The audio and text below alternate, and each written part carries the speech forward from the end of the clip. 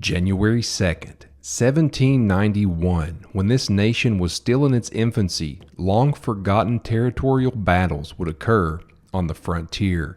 After the American Revolution, the U.S. government began selling land in what is now known as Ohio. They would mostly sell it to companies who had promised to develop it. That brings us here to this small plot of land in Stockport, Ohio. A small group of settlers had made their way here to this exact spot and made a settlement. You see, the settlers and those buying this land may have had agreements with the U.S. government, but the Native Americans already living in the land would see this as trespassing on their home. There were already hostilities in the area, and the Big Bottom Massacre is considered part of the Greater Northwest Indian War. It was on this land that a group of somewhere around 36 settlers had made their way from Marietta, Ohio. They were part of the Ohio Company of Associates, who had been buying land for development.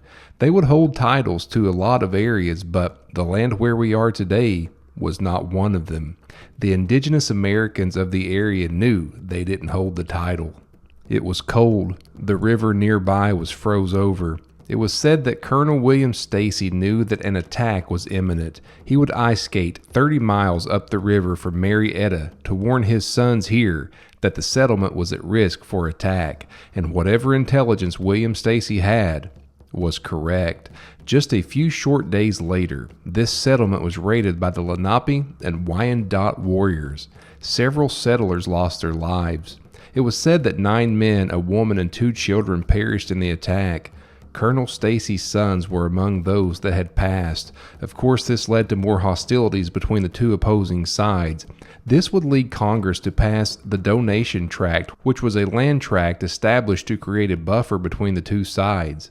And now the Big Bottom Massacre site sits here along the Muskingum River as a silent witness to history and to the struggles of an infant nation. The Big Bottom Massacre site was added to the National Register of Historic Places in 1970.